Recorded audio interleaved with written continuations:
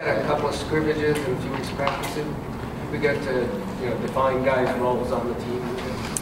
Well, I've been happy with where we are. I think that from the end of last season, the spring, the summer, up to this point, guys have worked really hard. They've done what we've asked them to do, and through the two scrimmages, I think that we've continued to get better. And the one word that I thought that would be important to this team would be that we continue to grow, and I would say that we've done that. We've had good practices.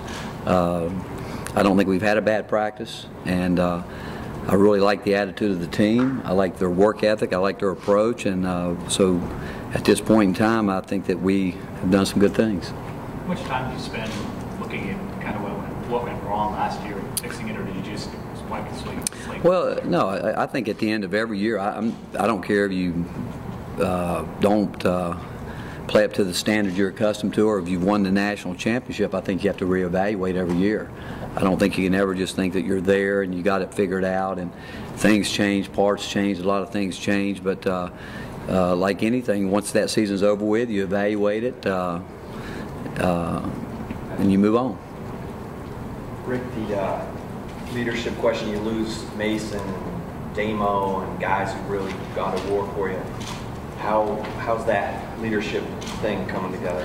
Well, I've been really pleased with our seniors. I think those guys have done a great job, all of them as a collective group, and I think it started last spring, because again, when we evaluated what we wanted to do and what we talked about, and that being a part of it, I would say that right now I'm as pleased with this senior group and this class as any group that we've had here. We've had a couple of guys, Williams, Valve, coming off surgery. Are they back? Yeah, they have. Sean, again, he and Doge, both of them, as we go through practice, we've tried to bring them along slowly, but get them back in there. But they both have, I think, made great progress and great strides, and so we're happy with where they are right now. And those are two young men that they do everything that and above what you ask them to do, and so there's no doubt that they're going to, the health issues that they have to deal with, they'll get that fixed. How has Georgia changed since last year? Again, maturity. I think that, and you would expect that of not only our players but of myself. I mean, I tell people all the time, I don't think I know everything, and I've got to continue to grow. But as a group, that's what I asked our players at the end of last year. So we all have to grow, and so he's been terrific in terms of the things that we've asked him to do. And but it's we'll just keep all of us as a group. And again, the word I used a little bit ago, growing. We all have to continue to grow, and we'll do that. Coach, how do you like your front line and the depth that's coming into the season? Well, I mean, again, I like our team. I think that if we do the things that we're capable of, and guys, do their job, I think we've got a chance to have a nice club. I really do, because I think the attitude has been really good. I think that guys understand what we're trying to get done on the court now.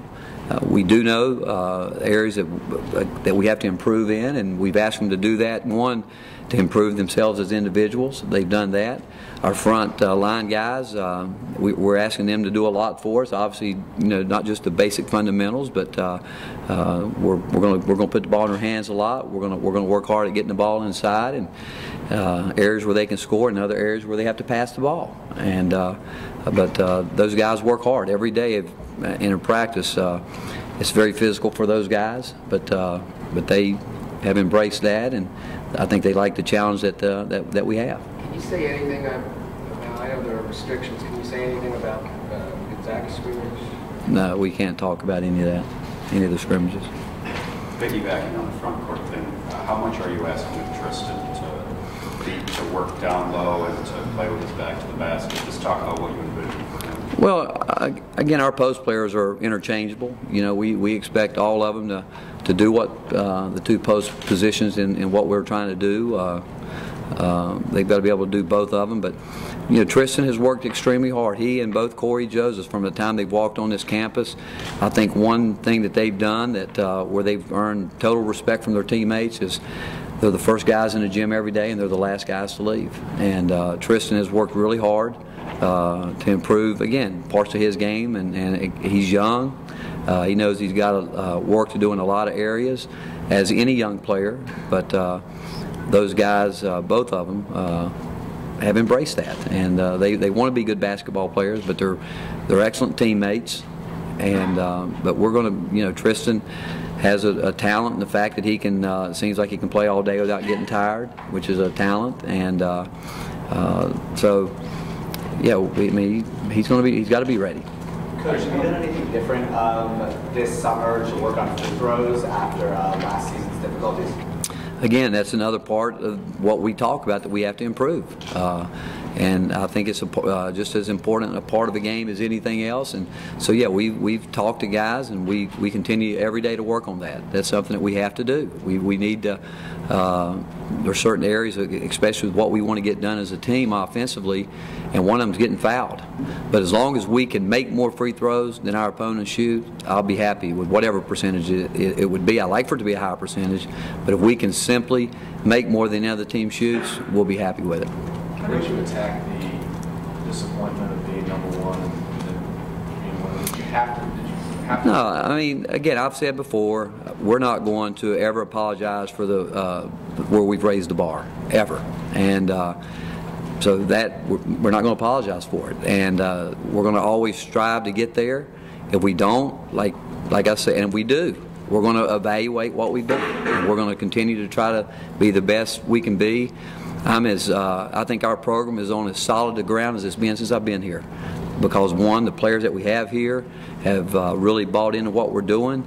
I love what our former players are doing, how they have continued to stay really engaged with our program.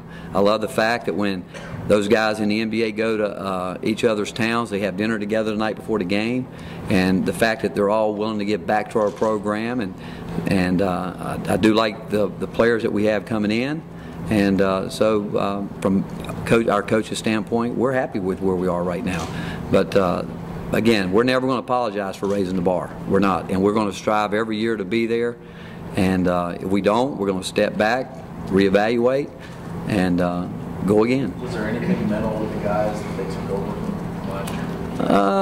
I'm sure. We all learned something from it. I